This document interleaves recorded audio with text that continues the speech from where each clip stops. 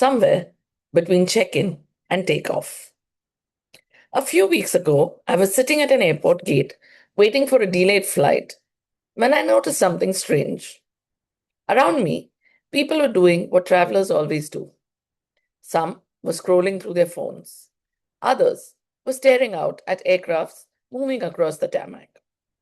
A young couple was discussing restaurants they wanted to visit. A businessman nearby appeared to be mentally rehearsing a presentation. Nothing remarkably particular was happening. Yet, the mood felt different. Somewhere between check in and takeoff, the future seemed to become more interesting than the present.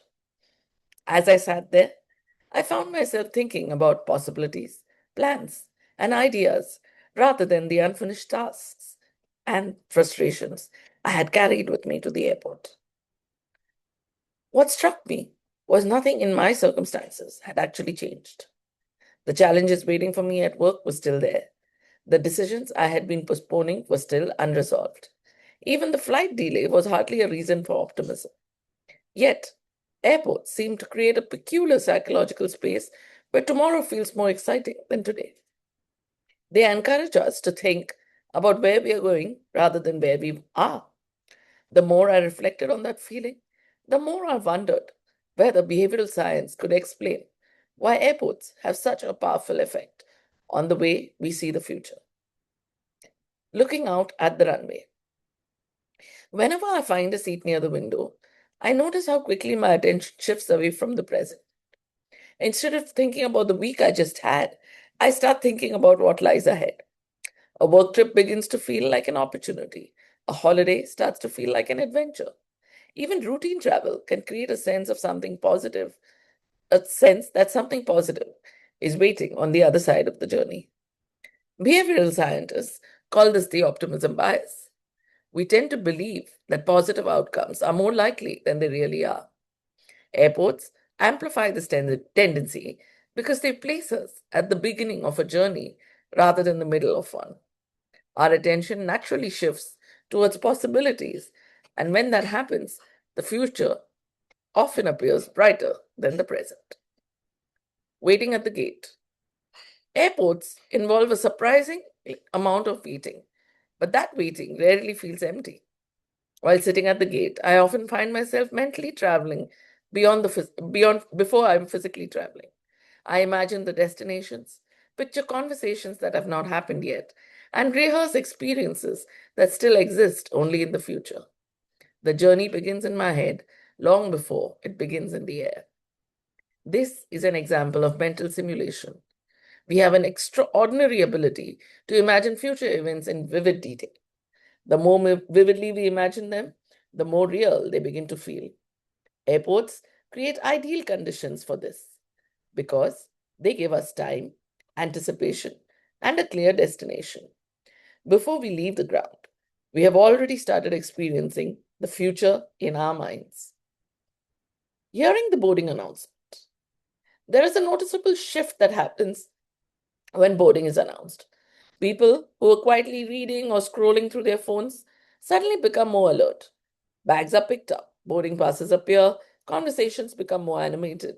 The atmosphere changes almost instantly, even though nobody has actually arrived anywhere yet. The affect heuristic helps explain this reaction. We often use our emotions as a shortcut when judging situations. When we feel excited, we tend to view the future more positively. The anticipation of travel creates an emotional lift, and that emotional lift influences how we evaluate what lies ahead. Sometimes the future looks promising because we are excited, not the other way around. Excuse me. Remembering previous journeys.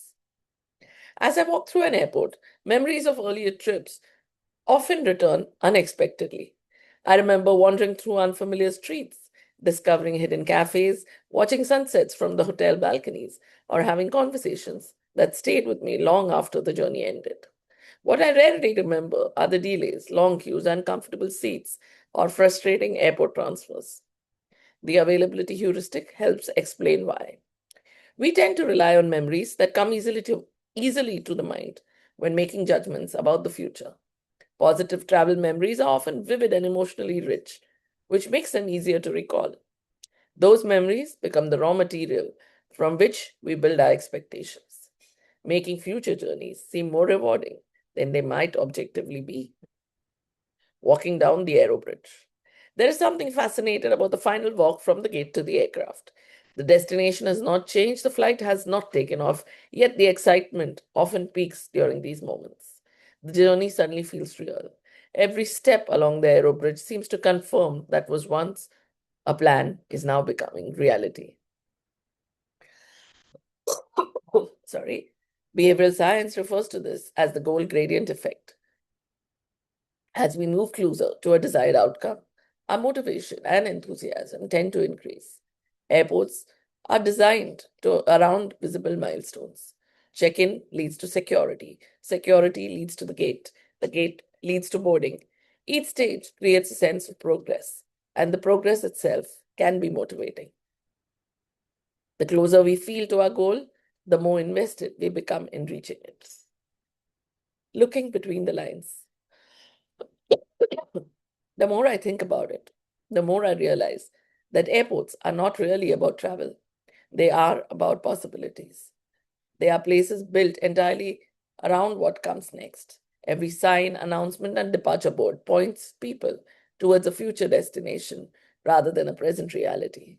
It is difficult to spend time in an environment like that without becoming a little bit more future focused yourself. Perhaps that is why airports often feel optimistic. They encourage us, sorry, they encourage us to imagine, anticipate, remember, and move forward. They draw our attention away from current frustrations and towards future opportunities. Somewhere between check in and takeoff, the future starts to feel larger than the present. And sometimes that shift is in perspective is enough to change how we see both. Sorry. They encourage us to imagine, anticipate, remember, and move forward. They draw our attention away from current frustrations and towards future opportunities. Sorry. They encourage us to imagine, anticipate, remember, and move forward. They draw our attention away from current frustrations and towards future opportunities. Somewhere between check in and takeoff, the future starts to feel larger than the present. And sometimes that shift is in perspective is enough to change how we see both.